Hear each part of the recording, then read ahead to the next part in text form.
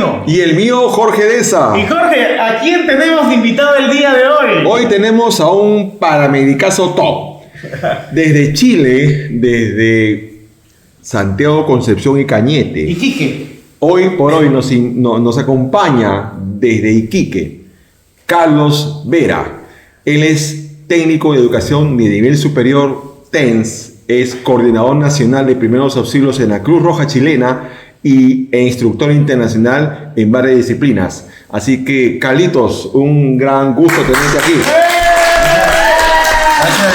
Bueno, primero que todo, yo soy fiel seguidor de ustedes. De verdad que me encanta mucho su podcast y lo que están logrando. Creo que es una gran plataforma la cual te da este privilegio, ¿no? De poder conversar como cuando uno está en la guardia en la ambulancia. Y eso es Exacto, es una conversación muy casual. Y eso es ameno. Cuando estamos dentro del hospitalario podemos decir las cosas y todo bien. La carrera es técnico en enfermería de nivel superior, pero yo sé que Jorge a veces dice el tema de educación, porque también por ser técnico en emergencias médicas avanzado en México. Pero bien, o sea, muy contento, feliz de verlos acá. La verdad es que es un honor. Paramedicazo top, cada vez yo siento que en realidad es una gran responsabilidad lo que yo tengo. Mucha gente me sigue y yo digo, wow, yo lo hice para divertirme y mira hasta dónde hemos llegado. No, sí, es verdad que genial. Sí. Y justo que ahora estamos en una compañía de bomberos, ¿no? Como se da cuenta en nuestra escenografía, ¿no? Se nos ocurrió empezar a ver, ¿no? qué cosa ha cambiado dentro de algunos lineamientos en las cuales, por ejemplo, la extracción de los pacientes, el uso de algunos dispositivos de extracción, ¿no? que pueden haber cambiado durante estos últimos años, ¿no? No sabemos un poquito acerca del KD, ¿no? que ya se está dejando de utilizar, o ya dentro de los cursos de educación continua ya no es una de las habilidades a tomar como obligatorias. Entonces, ¿qué opinas dentro de ese aspecto, la evolución de los dispositivos que se utilizan para la extracción vehicular? La verdad es que antes el conocimiento solamente partía por diarios, revistas, y solamente tenía acceso a esto gente que invertía el dinero, que invertía lo que vendría siendo su educación, comprando libros y demás, libros que tenían mucho impuesto, al menos en mi país. Entonces esta área quedó muy relegada a algunas personas que sí tenían este poder adquisitivo y podían ir a congresos y otros cursos. Hoy en día estamos ya en la época de lo que vendría siendo que cualquier persona puede viajar en avión sin menospreciar, que cualquier persona puede viajar a otro país, que ya es prácticamente una excusa no querer capacitarte o decir no me puedo capacitar. Cuando estamos hablando de toda esta evolución, ¿no? Primero parte porque hay un estudio de la AOS del año 1960-70 en el cual justamente mencionan que todo paciente debe de ser extricado y empaquetado. Y hoy en día esto ya está tomando sus tintes raros porque estamos teniendo ya problemas con que el collar cervical tiene problemas, la tabla espinal ya es más que una tabla como la que estamos acá en estos momentos, que prácticamente tomas al paciente, lo pones en la tabla, lo sacas de la zona insegura y lo pones en tu camilla de ambulancia, que no demuestra ningún problema. Y el chaleco de extricación, o el famoso Kendrick o KD, como le dicen también en otros países, es el reemplazo de la tabla espinal corta que trataba de solucionar de una manera más rápida la extracción, pero acá también tenemos otros dispositivos como la famosa BOA o el Lulo, que nos enseñan desde el año 2000 aparece, sin embargo no fue tomado más que una sábana, también le dicen en Perú, ¿no? Que una sábana que rodeaba tu cuello, rodeaba el tórax, que es la parte más pesada del cuerpo humano, y adulto, y sacabas al paciente. Pero hoy en día tenemos estas boas de distintas marcas, las cuales están más comercializadas, pero también más profesionales, incluso evitando la irritación de lo que vendría siendo el contacto de estos productos que están realizados en sí el equipo y que no te afecten en la piel. O sea, hay todo un boom de la actualización. Sí, efectivamente, la boa que mencionas tiene unas dimensiones específicas para evitar fricción, para evitar estrangulación, para evitar muchos contextos. O sea, de repente tienes la mejor intención, pero tienes que saber que cada dispositivo de esta naturaleza tienen especificaciones técnicas bien definidas, ¿no? Bien estudiadas, bien elaboradas, y eso genera pues un mejor resultado a la hora de poder generar la extricación de un paciente en un habitáculo cerrado, ¿no? Claro, o sea, y déjame decirte que también tuve una grata experiencia de ser parte del capitán de MDD FIA en el evento Extreme, un evento que se dio en María Elena, que es el desierto de Chile, y pudimos trabajar con equipos eléctricos y nos entrenaron 4 días en las técnicas nuevas de electrificación, un equipo de Inglaterra que no podía proceder acá en Chile porque ellos no están autorizados a proceder en Chile. Okay. Tienen que tener unos profesionales que estén autorizados para trabajar en Chile o que estén con este acuerdo del Mercosur, que se pueda, por ejemplo, ustedes, Perú, puede trabajar un médico peruano acá en Chile, no hay ningún problema, de Bolivia, de Argentina, hermanos latinoamericanos, pero si viene un médico de Europa, tiene que tener la expresa supervisión de otro médico que esté en este tratado, ¿no? Sí, entonces, nos entrenaron a nosotros con el conocimiento, la ecografía prehospitalaria, de hecho, fue algo que para mí, yo siempre decía, nosotros no nos va a tocar nunca esto, y sí nos tocó trabajar con las famosas BOAs, y bueno, cuando yo veo el equipo de rescate, extricación, un pelado de este porte más o menos 2 metros, claro. Otra persona que era de atención prehospitalaria que nos ayudaba a nosotros, y finalmente también te dice y te va explicando el por qué ellos lo están haciendo de esta manera y que es lo más seguro para los equipos de alto rendimiento. Incluso es más, este personal nos entrena en la BOA y dice que también lo ocupan en los equipos de la Fórmula 1, porque MDD Claro, FIA sí. son los equipos que rescatan a los accidentados de la Fórmula 1, equipos altamente profesionales que tienen una coordinación, una dinámica, y la verdad es que si yo me pongo a pensar hoy en día, la verdad es que tuve suerte de participar en este equipo y aprender estas cosas. Es el equipo Red Bull. El equipo Red Bull y Marlboro que tienen este tipo de dispositivos para poder extricar a pacientes que de alguna u otra manera puedan quedar pues, atrapados en un choque y qué sé yo. Es un dispositivo de alta gama. Y fíjate que yo me encuentro con la sorpresa y yo dije, ¿dónde está el chaleco de extricación? Y ellos me miraban y se reían. Y yo decía, ¿qué estoy diciendo? ¿Dije algo malo? No, me decían, lo que pasa es que esto ya no se ocupa hace más de 20 años. Mira, hace más de 20 años, y yo así como que y en Perú todavía sigue siendo boga de muchos centros, Alfredo. Claro, que yo quedé así como que lo estoy haciendo mal, porque uno, claro, representa a su país, ¿no? Y dices, estoy siendo irresponsable, no me he actualizado. Bueno, yo dije, ¿qué pasó acá? Entonces, también acá hay que tener la suficiente humildad de decir, necesitamos de gente externa que nos enseñe, y hay otros países que saben mucho más que nosotros, y eso en todo orden de cosas. Así que fue una muy buena experiencia, y ahí yo me di cuenta que el chaleco de extricación hace 20 años no se ocupa.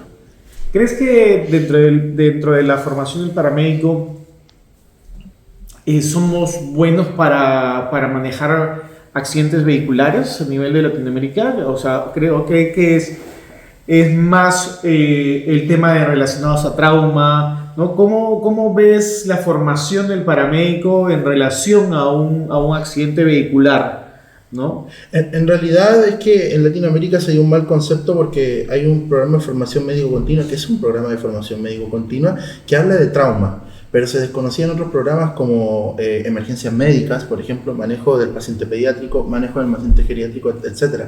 Entonces, cuando muchos tomaban este programa, ya decían, yo lo sé todo de la atención hospitalaria, y aquí ya no me tengo que actualizar, aquí ya sé todo lo que tengo que saber. Y eso es un error, el sesgo, tenerlo tan limitado, porque tenemos que tener la mente abierta y de decir, ¿no? ¿Cómo nosotros podemos mejorar? Y hoy en día, si tú me preguntas, la atención hospitalaria en Latinoamérica se viene actualizando y mejorando o reforzando con más fuerza. No digo que antes no se reforzaba, pero con más fuerza desde el año 2016, cuando ya comienzan a aparecer estas figuras latinoamericanas, ¿no? Estos instructores que con mucho esfuerzo han hecho las cosas, salen programas, salen podcasts, salen TikTok, salen influencers, van buscando lugares donde posicionar estos cursos y dándolos a conocer, porque si tú me preguntas, acá en Chile solamente nosotros teníamos acceso al PHTLS, entonces era muy fuerte la formación que teníamos en trauma, sí, te lo creo, ningún problema, pero ¿qué pasaba con el resto? Por ejemplo, si tú me preguntas a mí hoy en día, en pacientes embarazadas estamos al debe aún. Es un área que es inexplorada acá en Chile, al menos a nivel intrahospitalario, pues está súper bien, está súper padre, genial, muy bueno. Pero cuando estamos hablando del nivel paramédico ya es distinto. nos falta aún mucho en estas cosas y creo que en la atención latinoamericana vamos avanzando recién a hacer un equipo de rescate como el que me encontré, que es un equipo de rescate ya conformado y de alto rendimiento. Aún nos falta para ser especialistas y sin desmerecer a nadie. ¿Consideras que una de las razones por las cuales, por ejemplo, el KD ha dejado ya de utilizarse por el tiempo que demora en colocarse o existe algún tipo de evidencia que demuestre que realmente haga más daño que beneficio? Fíjate que yo tuve la experiencia, y no me gusta ser autorreferente, pero yo me accidenté, tuve un accidente vehicular. Y en ese accidente vehicular, lamentablemente, la persona que estaba al lado mío fallece. Entonces a mí me hicieron el protocolo antiguamente decía, si fallece el quien está al lado tuyo, tú comienzas a trabajar lo que vendría siendo este empaquetamiento, ¿no? Estamos hablando antes del año 2017, un paciente crítico. Entonces yo respiraba, pero me costaba respirar porque las correas estaban demasiado apretadas, y lo otro, y fíjate que a mí me dio mucho miedo esto, es que me apretaron tan fuerte las correas del lado femoral que me dejaron sin circulación o con muy poca circulación, y sentía parestesia. Un síndrome de arnés. En realidad eso sentí, y cuando me sacan, claro, me sacan y yo estaba tratando de pedir ayuda, pero yo estaba débil, estaba cansado, tenía un corte muy, muy feo, con sangrado, pero sí, cuando me sacan con el chaleco de extricación, después viene el otro problema. El otro problema fue que me pusieron en una tabla espinal, y ahí esperando 4 horas para que me tomaran una radiografía, y después de eso, no, espérate tú, 2 horas más para un escáner, para finalmente decir, tienen que hacerte una cirugía menor, y es todo. Entonces, dolor de cabeza, ganas de vomitar, dificultad para respirar porque sentía que estaba muy limitado, muy apretado, no sentía mis piernas, y yo dije, a lo mejor tuve una lesión grave, ¿no? En ese momento yo recién estaba entrando a estudiar paramédico, y la verdad es que fue para mí una experiencia traumante. Entonces imagínense lo que le hacen ustedes a los pacientes, y quien sigue recomendando esto, la verdad es que le está haciendo, en realidad, póngase usted un chaleco de extricación y esté 3 horas con él. No lo va a aguantar, se lo aseguro. Y yo te lo puedo decir, yo estuve 6 horas con eso, y en realidad después, cuando vienen estas actualizaciones, nos damos cuenta que el chaleco de extricación es para sacar al paciente del vehículo, lo ponías en la tabla espinal completo y te lo llevabas. Y después de la tabla espinal tenías que pasarle una camilla y listo, y se acabó. Porque hoy en día está demostrado que la tabla espinal produce daño, y yo, acordándome de esa experiencia, insisto, no me gusta ser autorreferente, es un tema que aún me afecta, pero sí te puedo decir que me dolió y fue traumante. Fue como casi una tortura. ¿Cuánto tiempo demoró, si te acuerdas, colocarte el chaleco y retirarte de ese lugar? Mucho tiempo. De hecho, me movían mucho. Yo creo que alrededor de unos 4 minutos. 4 minutos sigue siendo un buen tiempo. 4 el chaleco de extricación sigue siendo un buen tiempo. Pero ojo, que yo tenía alterado porque yo en ese momento yo veía y me tomaron la cabeza y empezaban a golpear, ¿no? Con el chaleco ahí, que llegara. Para que ingrese. Después empezaron a mover mucho, luego empezaron con las correas. Y la correa fue así, rápido de una, igual que acá arriba. Incluso en mal, recuerdo que uno de ellos rompe una parte del chaleco porque salió la manija. Sí, claro, que es normalmente lo que se rompe primero. Así es. Mira, yo te digo, en el contexto de práctica, se lo pusieron al vuelo, como dicen ustedes, al tiro. Y de repente, sí, quizás fueron 4 minutos, o quizás la confusión de tu estado hizo que de repente calcules más el tiempo.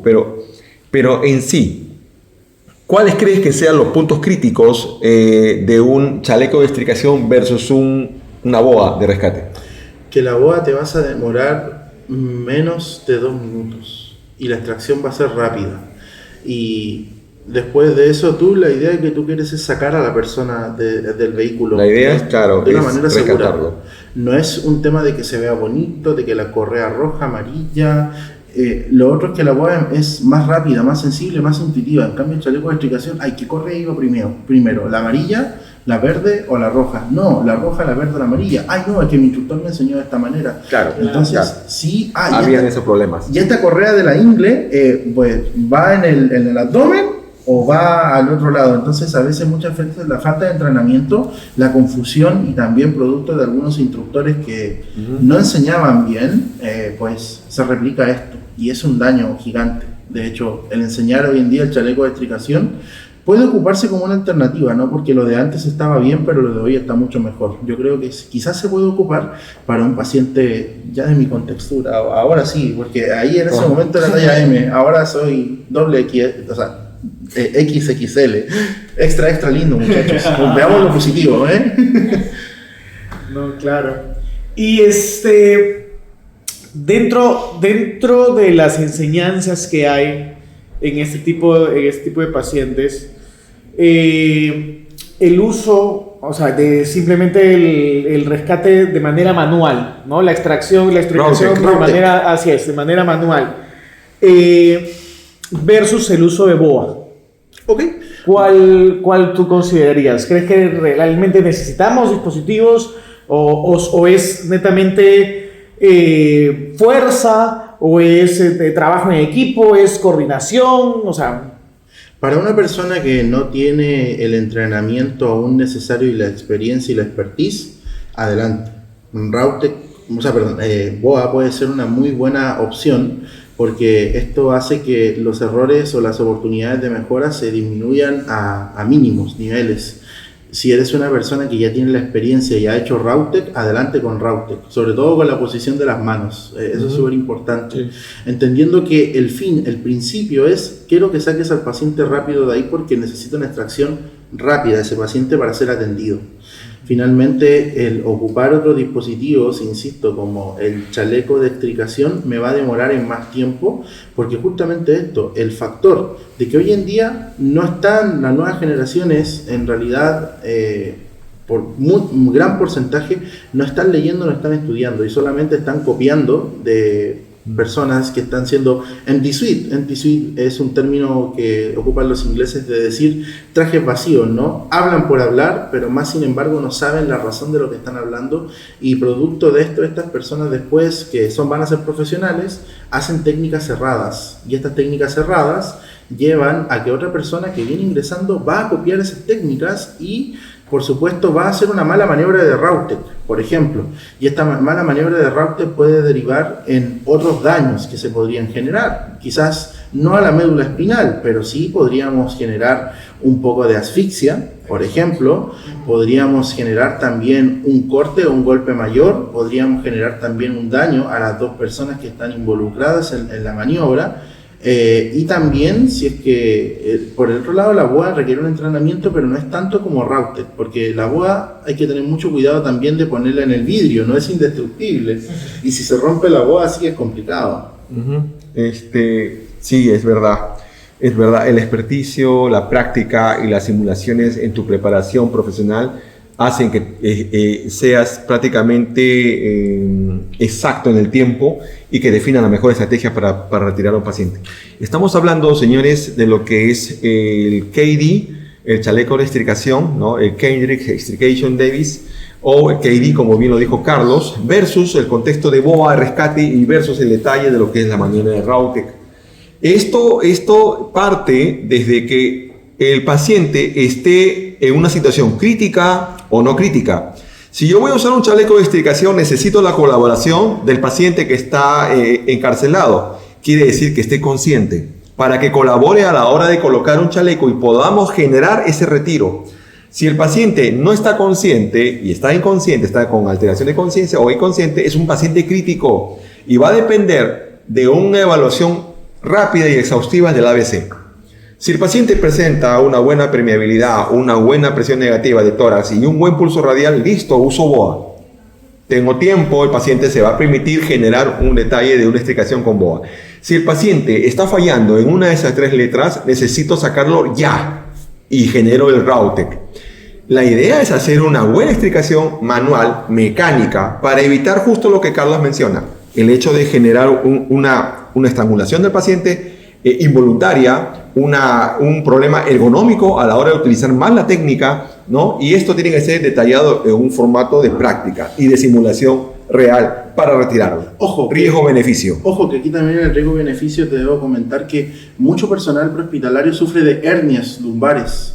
Y una mala fuerza, una Exacto. mala técnica podría derivar en un daño al prestador o al proveedor de atención O sea, prehospitalaria. no es cargarlo, No. es usar una técnica adecuada para poder retirar y deslizar el cuerpo. Es una Deslizar, técnica. no cargar. Así es una técnica que como tal debe de ser prolija y ahí sí recomiendo que te entrenes con profesionales que tengan la experiencia y que por supuesto tengan el fundamento base científico necesario de por qué lo estás haciendo. Eso te va a dar más confianza y por supuesto también te va a entregar una retroalimentación a la hora de entrenarte. Por ejemplo, yo preguntarme también, ¿qué haces tú en tus tiempos libres cuando estás en tu guardia? Porque a veces no sale nada.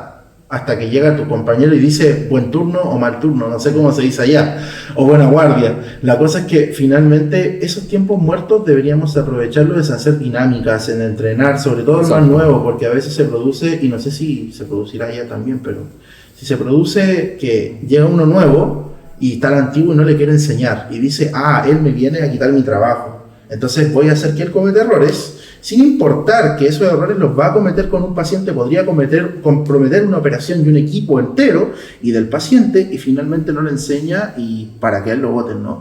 Tenemos que ponernos en todos los casos. Sin embargo, unos campamentos o jornadas de atención prehospitalaria, incluso este mismo congreso CEMAP que se estaba realizando paralelamente, podría ser una buena alternativa para esa respuesta. Como dice la doctora de Argentina, depende de muchas cosas. Sí, depende.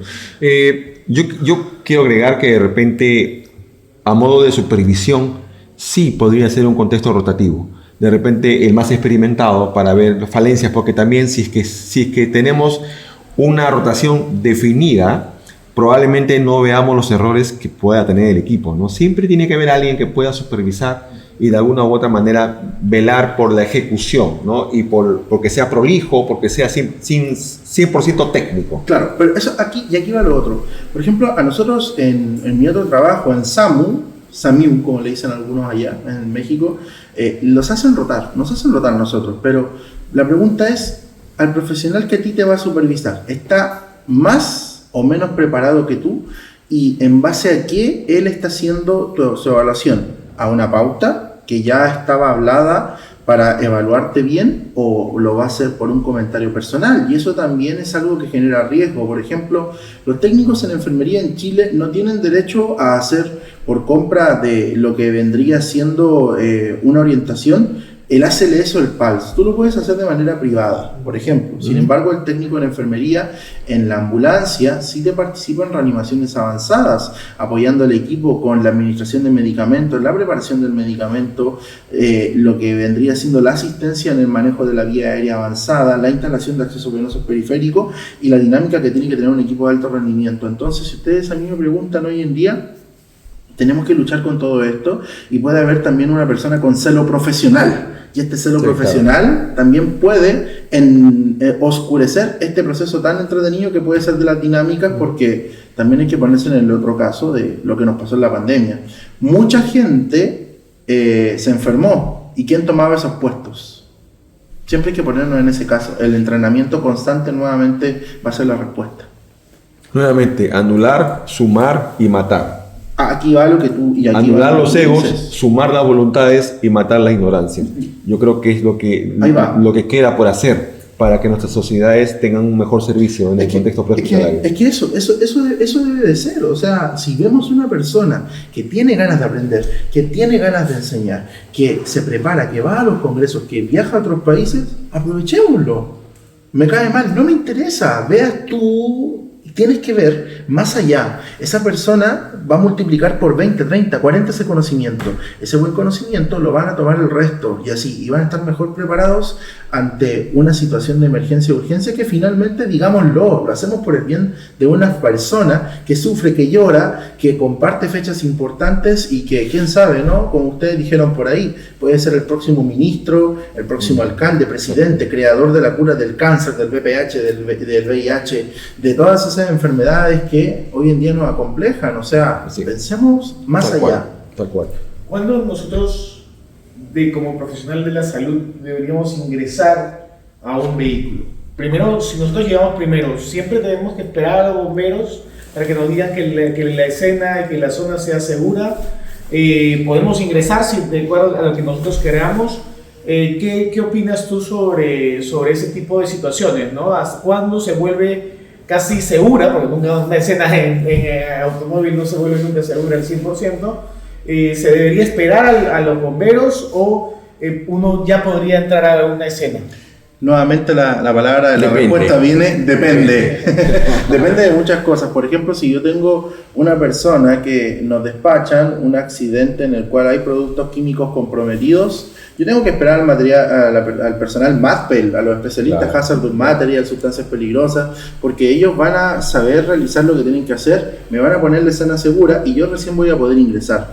Si, por ejemplo, yo llego, ok, la escena al parecer es segura. Recordar que la atención prehospitalaria nosotros trabajamos en un ambiente descontrolado, que en cualquier momento esta escena segura, bonita, ¿no? En 3 segundos, 5, como dicen los mexicanos, se te fue la chingada.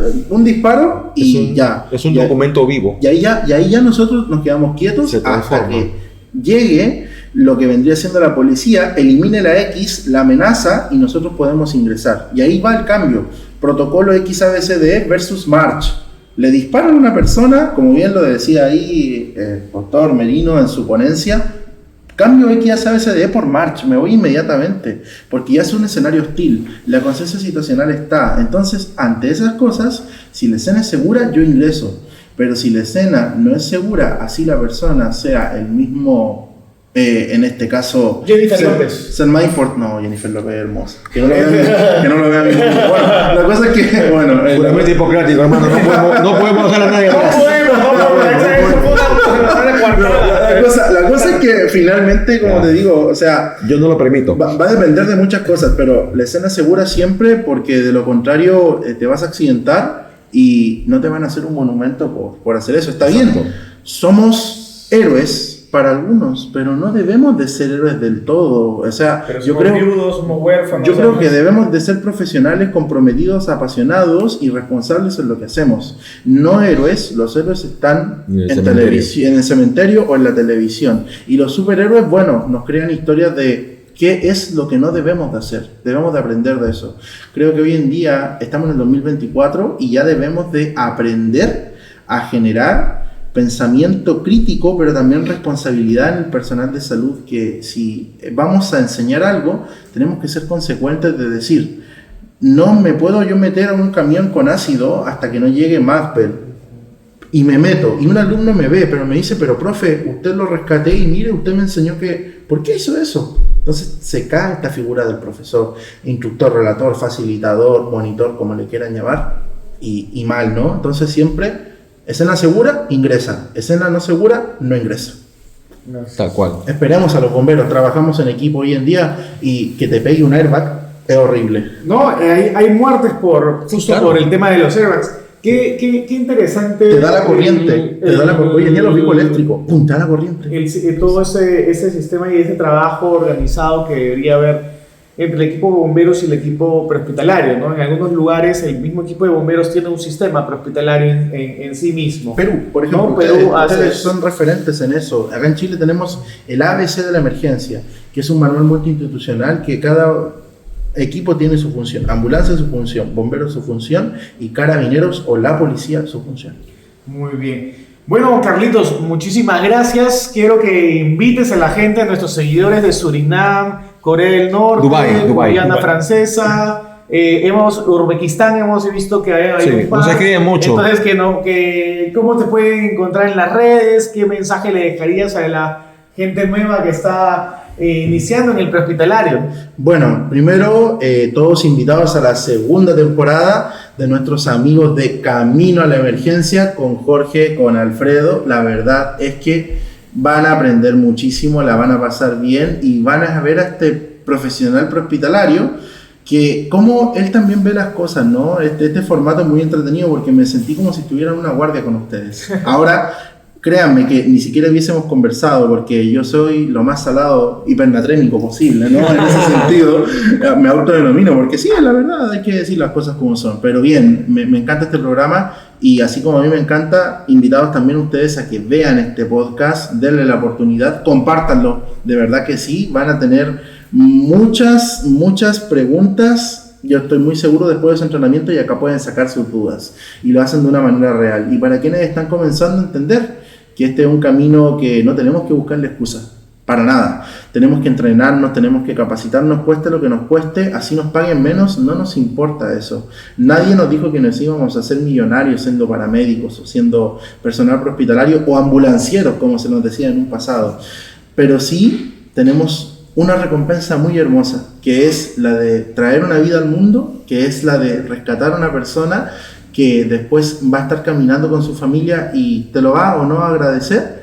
Y también esa posibilidad de dar el último mensaje o la última sonrisa a la persona que está muriendo. En realidad creo que esos son los mensajes que les puedo dar. Muy agradecido, insisto, yo soy su fan de verdad y que ustedes me inviten, de verdad, es un gran honor. ¿Cómo te siguen en las redes? No, me siguen como Don Charles, pero espérate, el nombre de Don Charles va por dos cosas. Estábamos en un bar en México y la verdad es que allá les cambian el nombre, ¿no? Es que la Montserrat Bustamante, cantante chilena, ya le cambiaron a Mon Laferte.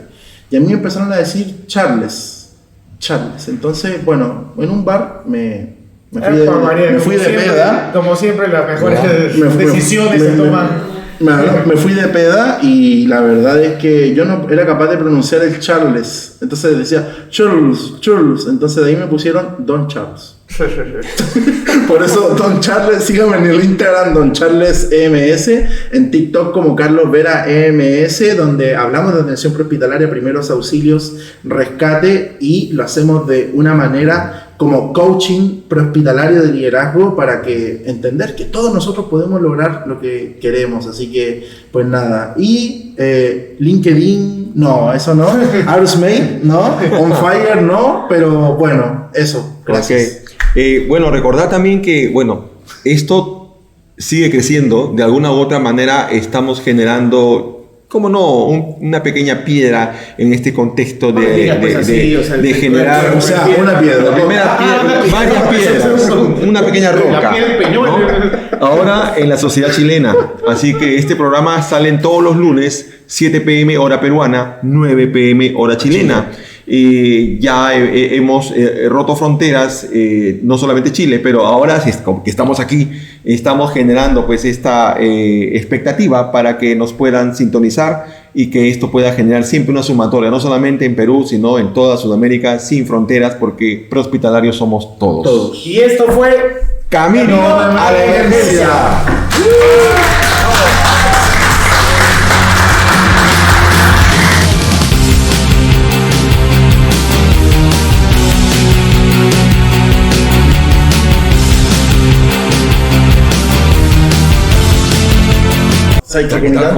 Compadre, la guata se me sale, y los bolones son un peligro. Y hablando de guata, papá. Oye, Carlos, ¿el pisco chileno es peruano? No, mira, ¿sabes qué? Mira, acá este es siempre el mismo debate, cabrón. Lo tenemos del 2019, la Liga Sport, lo tuvimos en Red América y ahora es lo mismo. Mira, te queda claro. No, mira, que yo tengo mi base, porque hablamos de ciencia, ¿no? Entonces, hablemos de historia. Si bien es cierto, en 1930 en Chile se habla del pisco. Acá ya era una bebida, en Perú ya era una bebida más de tintes de alma, ¿no? Yo creo.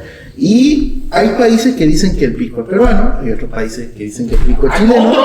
Hay otros países, continentes que hablan de que el pisco es chileno y es peruano. Sin embargo, lo que podemos llegar a la conclusión es que finalmente el pisco se crea en el virreinato del Perú. Que quede grabado. Eso es todo.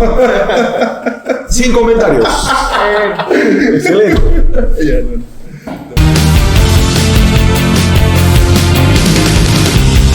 En el dominio de los dioses.